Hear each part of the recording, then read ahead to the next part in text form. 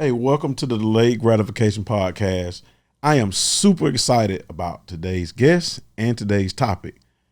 As you know, we get started with the famous question of what is delayed gratification to you? So I want to turn to my special guest. What does delayed gratification mean to you?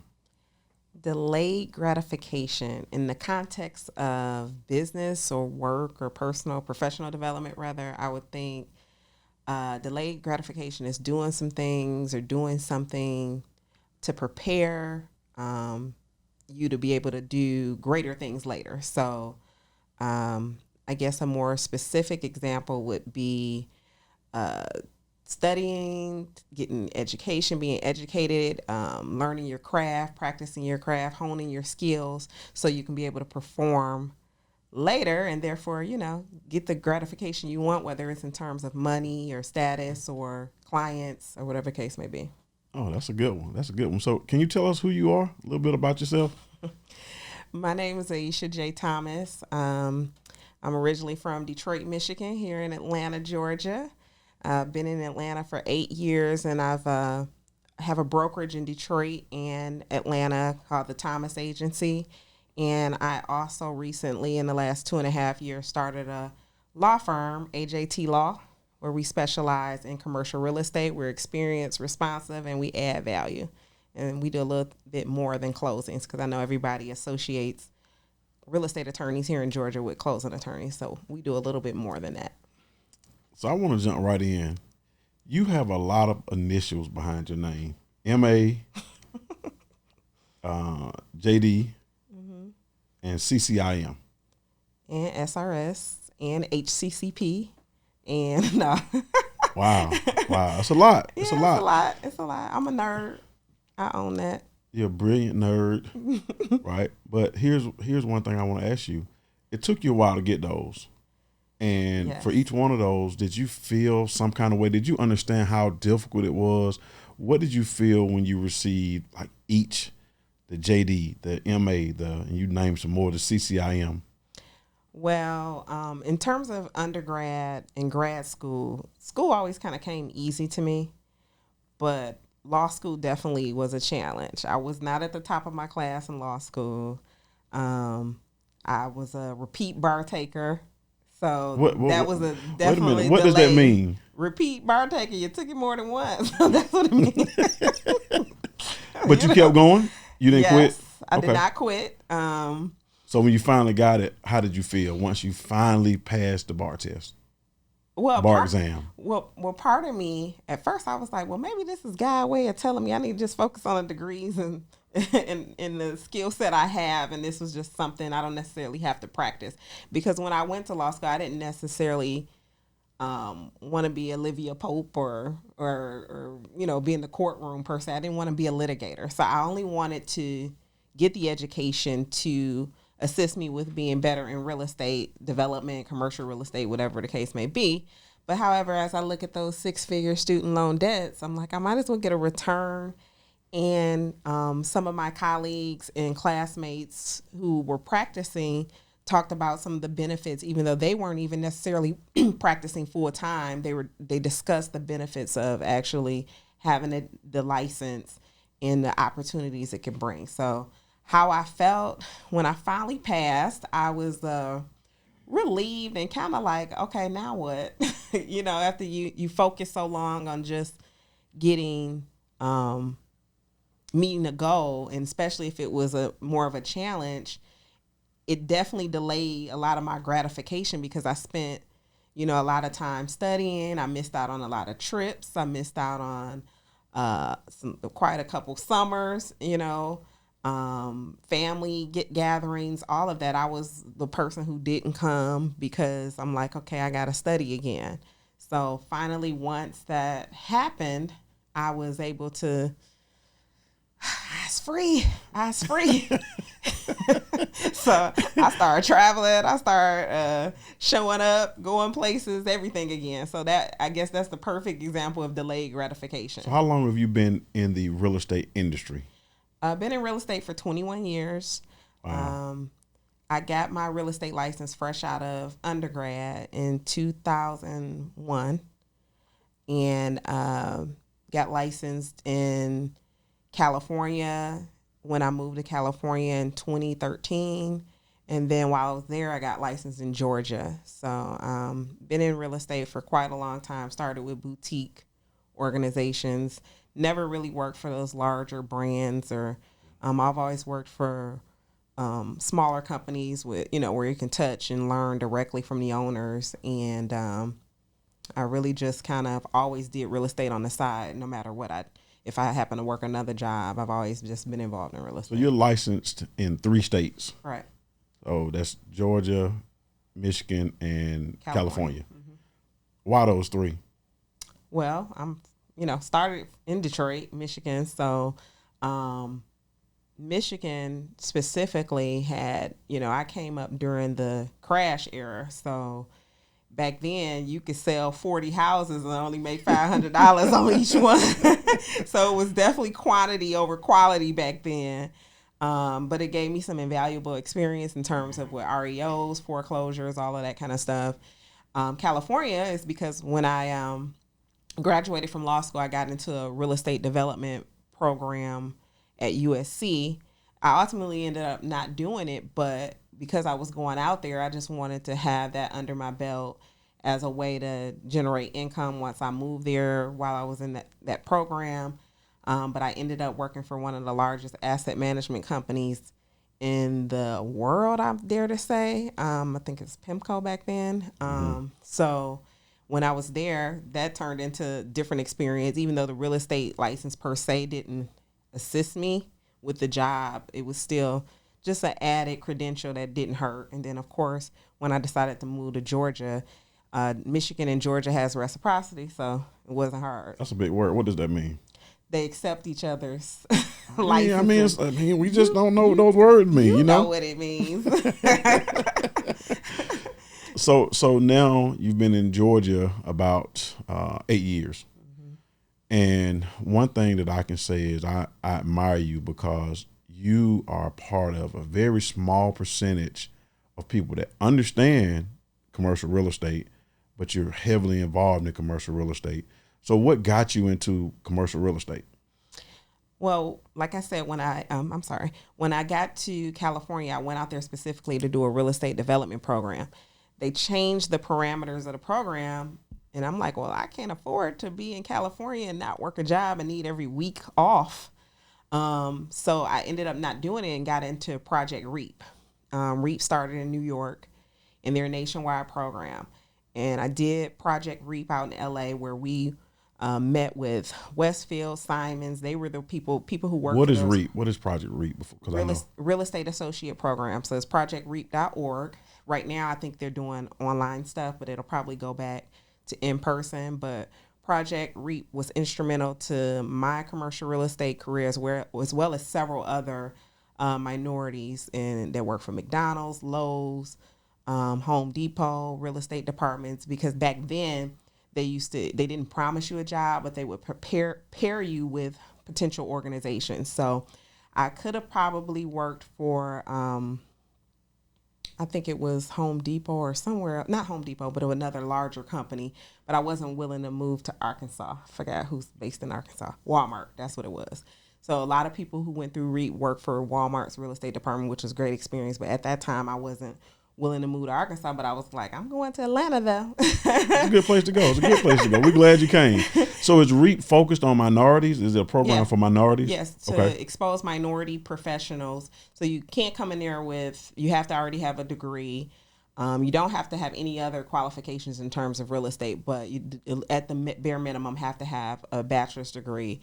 And that was instrumental to my exposure. And what REAP did was open my eyes, because most of us only think about commercial real estate in terms of selling buildings, but there's so many different avenues and facets of the business that you can get into, from being an analyst, of course, legal, property management, asset management. So there's a lot of other avenues that you may have never even considered. And for me, it was about exposure. It's like, hey, I'm grown and had never heard of some of these positions. So I know kids in high school and early college years definitely wouldn't know about it, because a lot of us who already had degrees, some people were engineers, doctors, chemists, everything who had an interest in commercial real estate.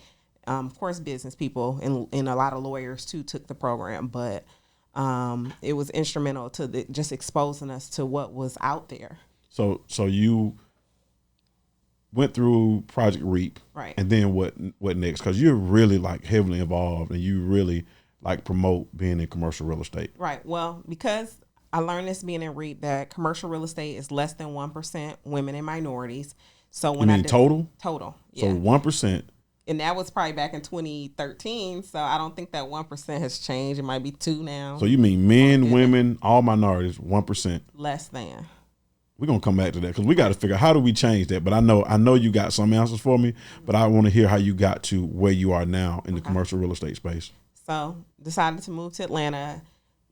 Well, before I even moved to Atlanta, they have REAP used to partner with the International Conference of Shopping Centers. So they would have this huge convention in Vegas where the REAP students could go for relatively low prices. And I went to my first ICSC and was blown away. And it had never seen anything like it. There was probably, you can count on one hand how many people of color were there. It was like just a sea of others. But you were in there with sheiks and people who own malls in Dubai, and they're walking around with security. So it was very eye-opening to see how elaborate, these multi-million dollar, and this is where they came to make deals, basically. And so even though, of course, I wasn't there making any deals, but just seeing it, absorbing it, and getting the exposure was key. And that's where I met people who were part of the REAP alumni from Atlanta in Vegas. So when I said, hey, I'm moving to Atlanta, they like, okay, well, let's exchange information. Hit us up when you come. And that's how, once I got to Atlanta, I stayed involved with REAP and on some committees and helping interview people, reviewing applications for locally with the partnerships that we have here and help try to get more partnerships. I've also hosted some classes through REAP as far as on the legal side, the legal seminars. And really that's just kind of how I got going.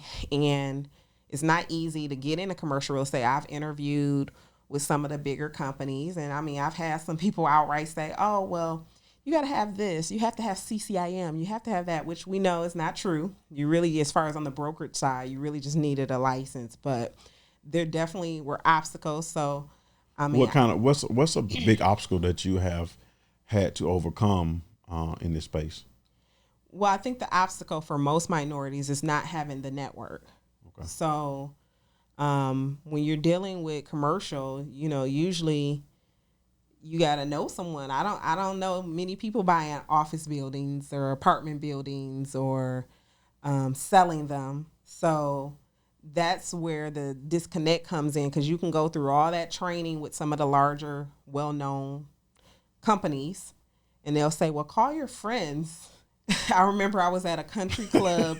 I was at a country club in Orange County, and a younger broker asked a question to some older brokers like, hey, how do I get more clients or something to that effect? And the guys on the panel said, well, when you're at the club, ask your father's friends or your friends. And I'm thinking the club, not the clubs I go to. You know what I'm saying? It's that network. Yes. And that's where a lot of us are going to not have that advantage. So for me, I have to be a little bit more creative. And that's one of the things that attracted me to Atlanta, because it's home to one of the largest amount of growing women and minority businesses, especially Black-owned women businesses. So I'm like, okay, I think Atlanta will be more amenable to business compared to my business than staying in California. Mm-hmm. And so I came here with the goal of meeting other women in business and trying to cater to them. And then, of course, anybody else along the way, I'm not going to turn it away. But that was the initial thought, was that because there are so many small Black-owned businesses here, I wanted to assist them with their real estate needs and make sure they're not being taken advantage of when it comes to leasing or acquisition. So a lot of times we all start working out of our house, and we're just so excited that somebody lets us get in their space, whether it's an office or retail. Sometimes people been signing anything. Ooh, so now this is a big one. This is a big one because I'm gonna come back to like moving forward. But part of your growth is you have helped countless people with their leases, get into commercial leasing. We're not even talking about purchasing yet, but leasing. So many people make like crazy mistakes, or they don't want to pay someone like you who deserves it because you save them like their life. You save them thousands, if not hundreds of thousands based on a lease. What do you think prevents us from, one, seeking out help, professional help when it comes to like signing leases? And then how expensive is it if I just want to bring you on to review my leases? Like, is that really expensive? Well, to answer your first question, why people maybe don't feel the need is because, especially when you get business owners or entrepreneurs, they feel like, well, I negotiate deals every day. I can negotiate my lease. And they're under the mindset that doing it themselves or somehow save them some money, or possibly the owner or the landlord some money. So therefore they'll maybe work with them better. But the thing is, most landlords and their landlord representatives, they do real estate all day, every day. So they have an advantage. Their leases are going to be written to favor the landlord. And so a lot of times I've had people come to me after they've tried to do it themselves, and they'll say, these people, they don't even call you back, let alone get to the negotiation stage. I've had several people say they've called commercial brokers, and that's another story where they don't, and that goes for residential agents too, where they'll call commercial brokers and they can't even get a call back, let alone get to the point of So it's a difference in residential and commercial agents? No. Yeah, absolutely. Really? Yes. Okay, yeah. But let's go back. Let's go back to this leasing part. Cause right. I really want to know. I mean, a lot of us, because lately I've been hearing like every agent I meet, they're like, yeah, I'm a commercial agent, right? Or a commercial broker. And then I ask them questions, but that's a whole nother topic. Well, people want to do commercial, and you can't. I don't knock that. No, I don't either. We all have to start somewhere, and the only way to do it is to actually get practice. But the issue is a lot of people jump in without actually educating themselves because there's so many. It's different terminology. Because you can hurt your client if you're absolutely, especially like we're reading those leases. So you got like a superpower. I'm going back to those leases. You have like a superpower in being able to read leases and represent folks. I wouldn't say that, right? If y'all watch, listen, y'all. Okay, if y'all are watching this, make sure you reach out. If you're getting ready to lease a space, reach out to Miss Thomas because she does have a special touch when it comes to leases. But we're gonna get in it because I want to hear some of those stories of where people maybe spoke to you and decided not to use you or use your services, or came to you after they signed the lease. Like, give me a horror story that you've heard about or been involved in. And that burns my britches when people come to me after the fact. A lot of times it's too late, Only thing I can do is kind of help try to negotiate. But usually once you sign that contract, no matter how one-sided it is, you have the opportunity to seek counsel. And now, I mean, a horror story is, I got an example where someone came to me after they signed and there's a delay on the build out, but on the landlord side. And, they had all their, they were ready to go, had all their contractors, everybody lined up. But because we looking 7 months later, the landlord hasn't turned it over. Now, of course, the costs have gone up. They've lost contractors. They had a grand opening plan. They had all these plans, and they still don't even have the building. And they're like, well, we want to get out. And the landlord's like, no, because guess what? The way it was written, it really had no deadline. And it had no ramifications on what happened if he didn't turn it over. So what would you have done in that situation if they would have come to you? And this is putting on so would you have on your attorney hat or your commercial broker hat? Well, it depends which one you want to pay for. I got you. To be honest, I probably would make more money as the broker than as the attorney. I usually try to draw a clear line of delineation so you don't get a 2-for-1 around here.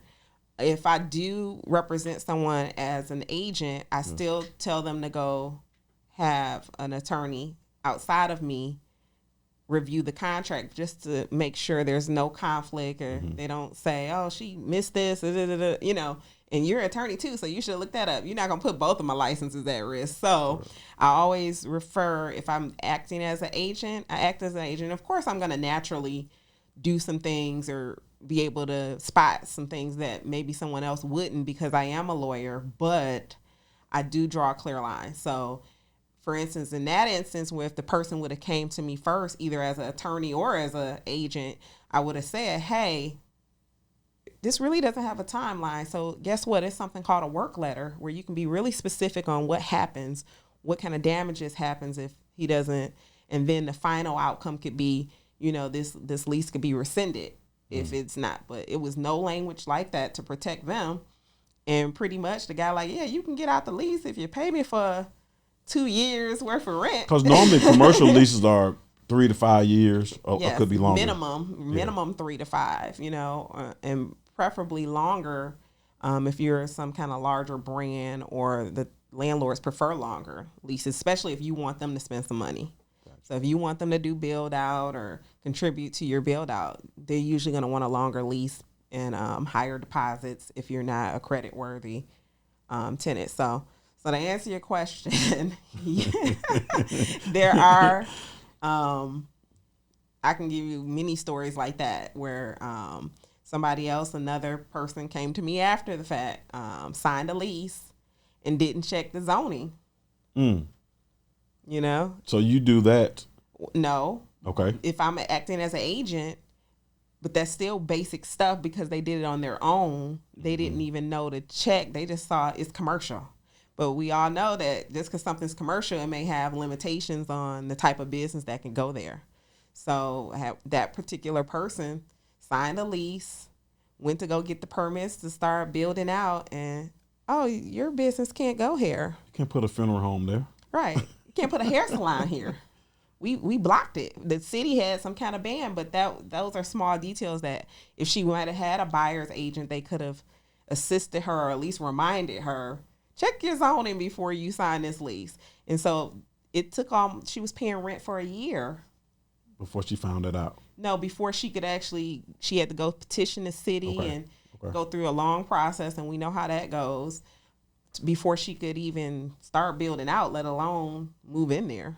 So one of the takeaways from this is, you know, as we are building businesses to build wealth, to get income, we need the right representation. Both. We need a commercial broker and a commercial attorney, not just a closing attorney. Right. Not somebody and again, the closing attorneys are normally transactional here. Right. I know when I first started doing business outside, I was always looking for like a closing attorney when it was a title agent. So there's some different languages, but we definitely you must have a commercial real estate attorney and a broker that can represent you. Don't try to be cheap, because you're going to lose out. And I know I've seen you grow clients. So from that little space to like humongous spaces, right? You got some, you know, we don't have to name everybody, but you got some clients that have went from basically 50 square feet to 50,000 square feet. Right. So you understand it to that level where you can start with me from now. And over the next couple of years, as my business grows, you can get me larger and larger spaces to lease or to purchase. Right. And one particular client, I'm so proud to be a part of their legacy, but, you know, they started in the basement, the mama's dining room, the mama's attic, out the trunk.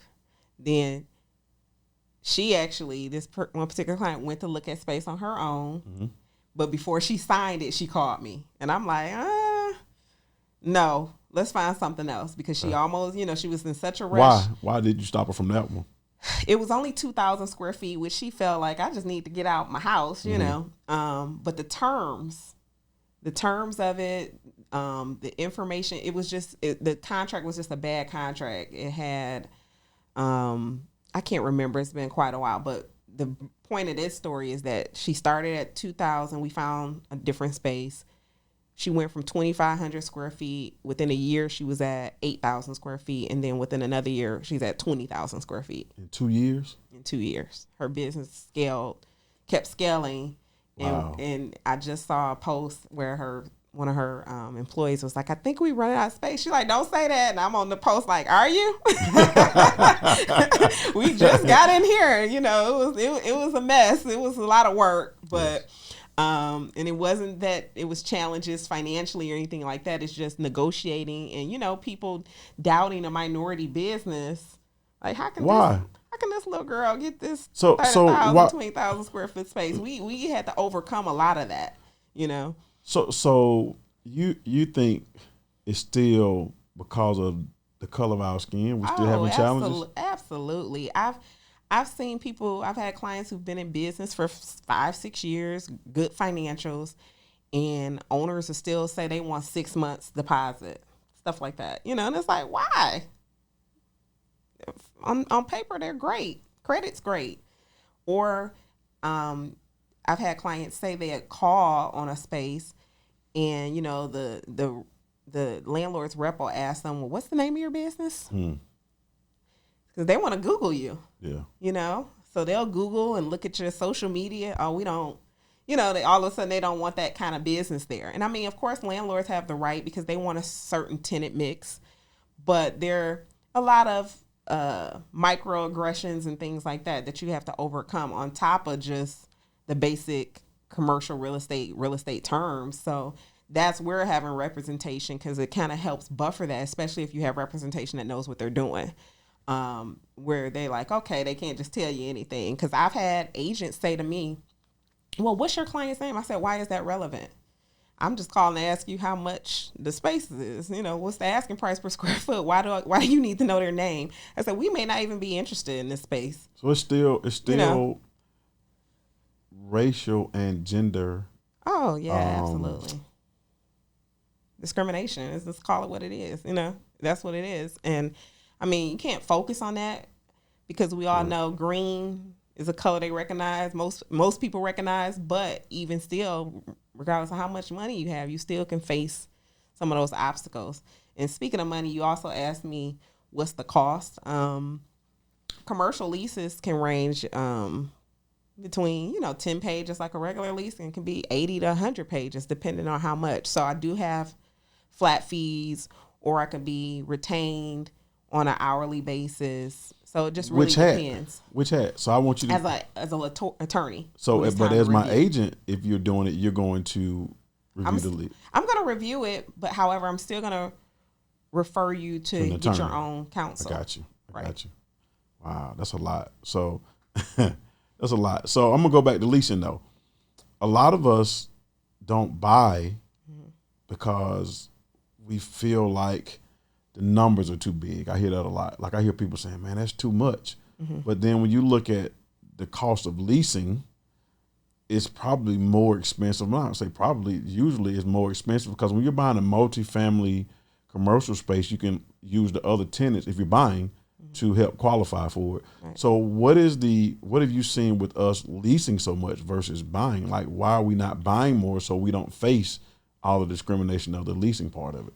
Well, as far as for on the commercial, when you're talking about retail, office, there's more things that come into play. So you got to have a representative that knows how to do an analysis to let you know whether for your particular business, whether it would be best to rent or to buy. But you can do that. Yeah. So if I call you, I'm thinking about, I've been in business 2 years. The past couple of years, a lot of people work from home. Right.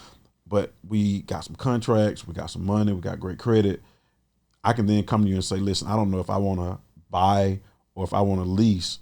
Then what happens next? Well, you would have to provide your financials of your business, and also you have to also consider location, because depending on the type of business, the location may make it impossible for you to buy where you need to be, where your customer base is, or for instance, if you're in a product-based business, that means you may need to be in an industrial area. We already know the industrial real estate is through the roof. So it's a difference in industrial versus commercial? I mean, industrial is commercial, it's a part of but commercial. it's different asset classes within commercial. So there's industrial, there's retail, there's hospitality, there's office, then there's multifamily too.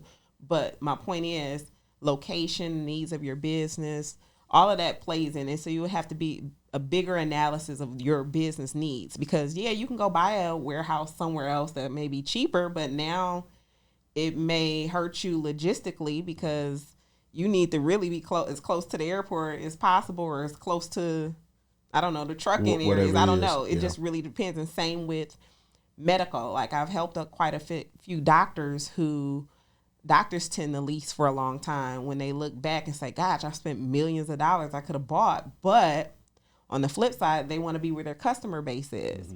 And it's not easy to just pick up a practice if all your clients are older and in a certain community. Yeah, I could go get another building, but am I going to lose half my clientele? Do you charge for the analysis? Like if I come to you today, whether it's an agent, well, I guess that is under the agent hat. Do you charge? Yeah, I do. I can do a consultant fee. This is just for analysis, and I do charge a retainer even as a broker too. Do you? Yeah. Wow. I charge a retainer as a broker because I'm doing that kind of stuff. On the front end, and that's where a lot of residential and commercial agents, I guess, kind of bump heads, because you'll get residential agents who will call commercial agents and say, hey, I want to refer you somebody, but can I stay in? Can you show me? And what a lot of residential agents don't get is that a lot of analysis can go in on the front end, whether it's what I said, determining whether someone should lease versus buy, if they already have a building in mind, then it's the financial analysis, or if they're trying to sell, you got to do a financial analysis. And a lot of this stuff all happens before anything ever hits the market, any contracts are signed. So you spend a lot of time and energy and intellectual property doing this work that may not amount to anything, because I may do the analysis for you and then you say, yeah, I think I'm gonna wait. And so that's a different charge than, so say if I come to you, I got a building, you do the analysis, right? Then I buy the building, but I've given you a retainer up front. Does that come out of the commission, or is that a whole separate fee? The retainer is the retainer. It's not part of the commission, because like I said, I may do all this analysis, this and that, and you never buy anything. So at least I got this. Not all brokers don't charge retainers. I do, just based on my experience. Just because I may put all this energy into doing this analysis to lease your building, and then, to lease or sell your building, and then you may determine I don't want to sell it. Yeah. It's different. It's not the same as just pulling a couple comps off the screen and presenting it to the client. Like, okay, look, this is what's sold in your area. Basically, just don't want nobody to waste your time. Pretty much, but but at least, because once I do this analysis and hand it over to you too, you'll have it. Even if you don't use it today, you still have it for maybe future reference or to make some other decisions. So it's a work product for sure. What made you start charging a retainer for doing the analysis? Because at some point you wasn't doing that.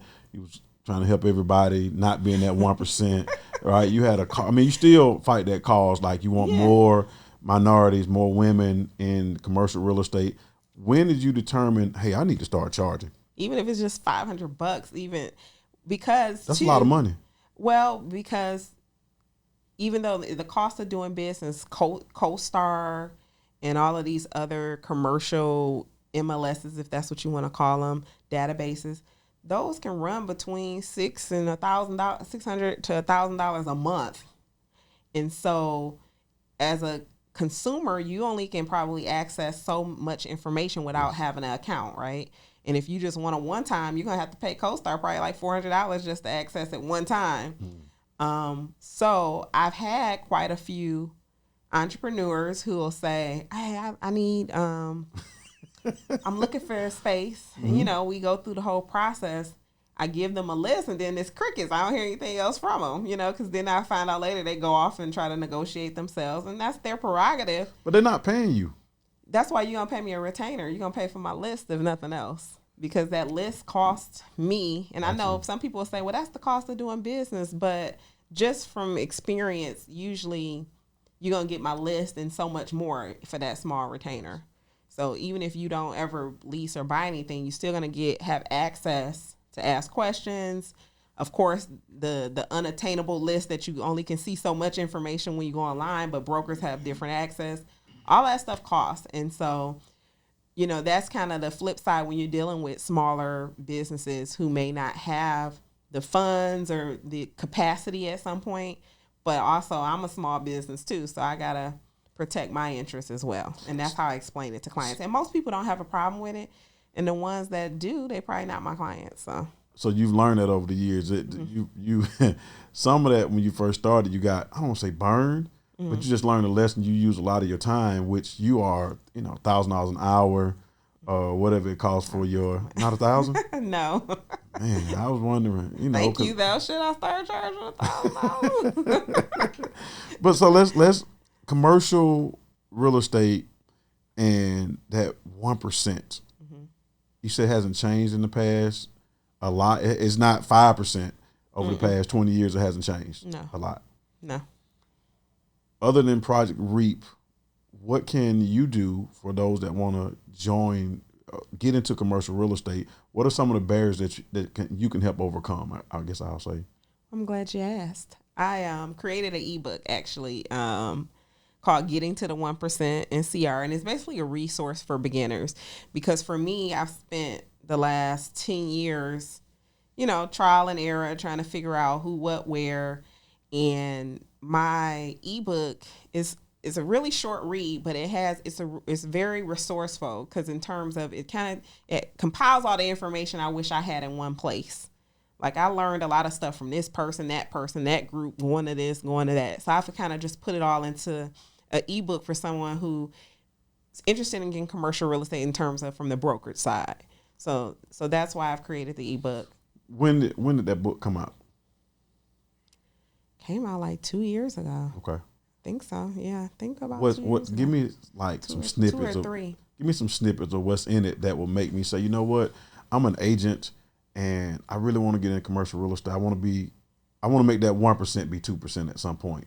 What are some of the things in there that will help me go from being a traditional agent to a great commercial agent? Well, one of the things is, as we all know, real estate is relationship based, right? So remember when I spoke about earlier how even agents will say, I've called and those people won't even call me back. Yes. Because I'm CCIM or because I'm active in the commercial board, which Atlanta has the largest commercial real estate board in the country, by the way. Because I've been active and I show up, I volunteer,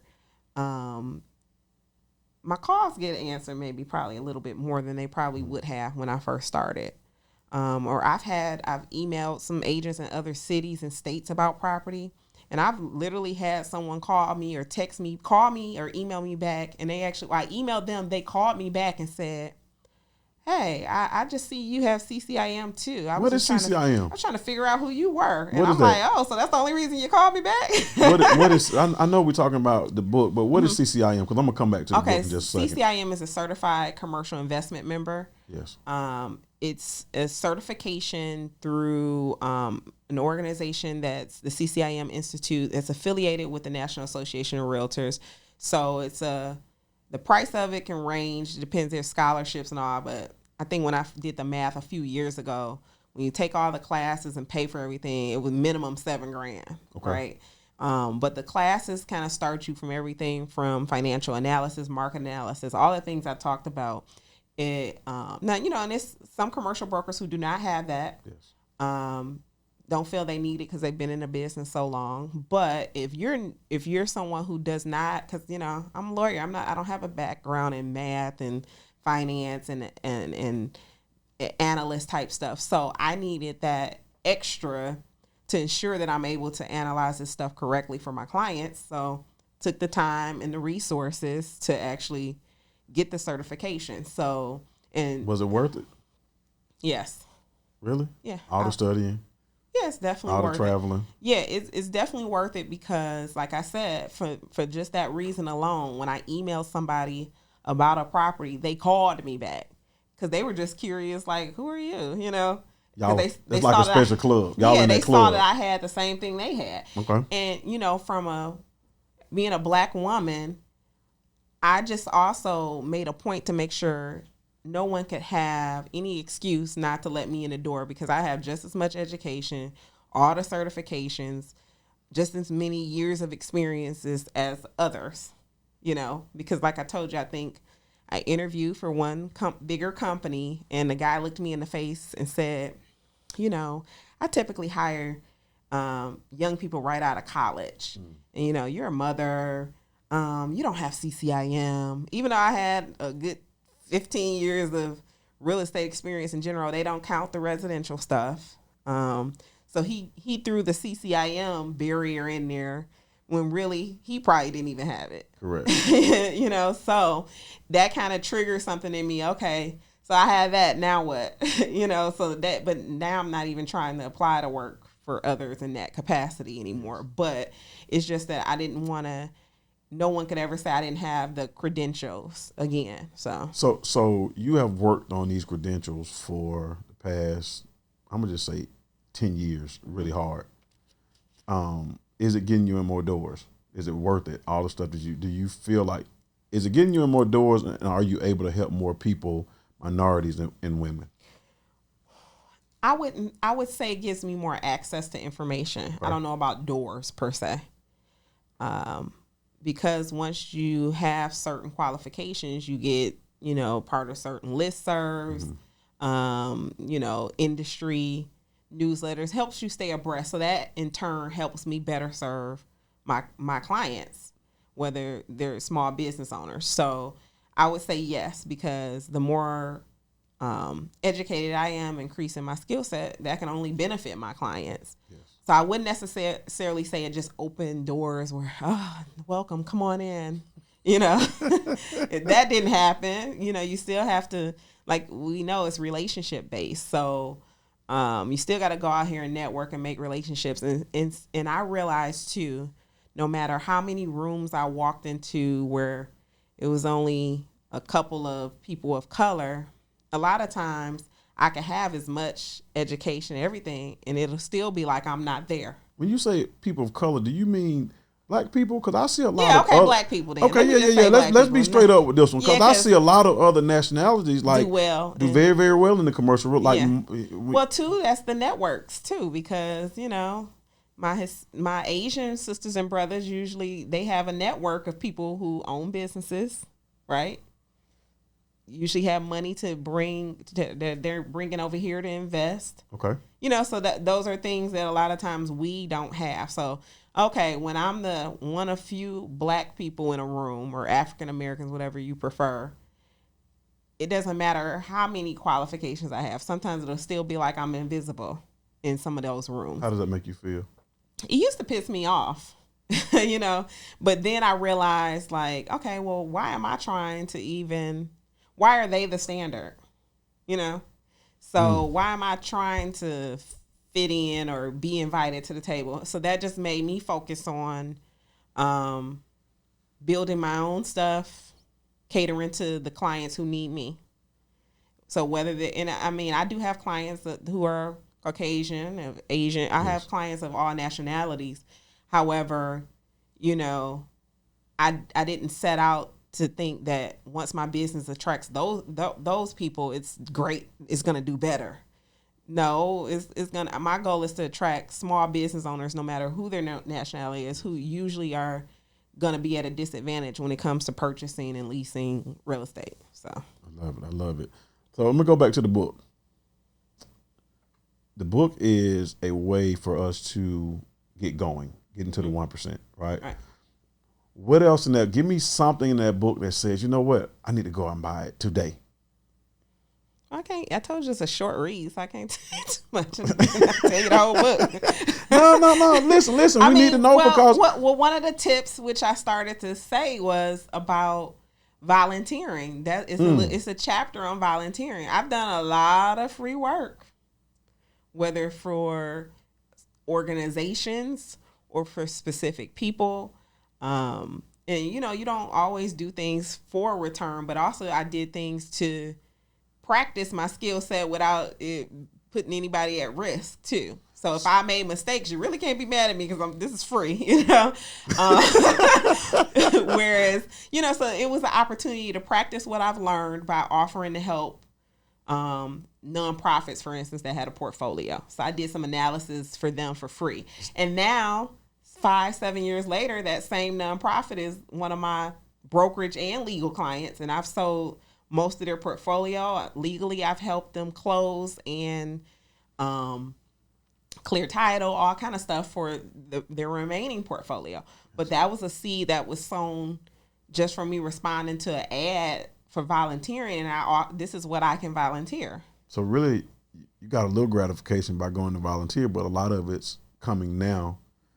Years later. You gotta be patient. Gotta be patient. So you are financially wealthy, but one of the biggest things is your relationships. You're very, very like you. What would we call that? Is that human relation capital, relationship wealth? Yeah, but that's where a lot of your wealth comes from because of your relationship that you've built over time. Great. I love it. I had someone, a colleague, I guess, kind of former friend, I guess, kind of make a statement to me before, like, you're always in some class, you're always at some event, you need to focus on getting some money, why you always, and I had to explain to them that, I'm making deposits right now. And so when I eventually did open my law firm, I have all these different people from different organizations, classes, everything that now I can reach back out to say, hey, these are my services now. Keep me in mind, because I never wanted anything from them. Initially, I still don't, but it's just now they know me outside of me just trying to solicit their business. As an attorney, and we can't solicit like focused that. on real estate, what are some of the services that you offer? Okay, so of course, like I said, we focus on commercial closings, lease negotiations. You still do residential closings? I'll do too. Residential okay. too. Yeah, absolutely.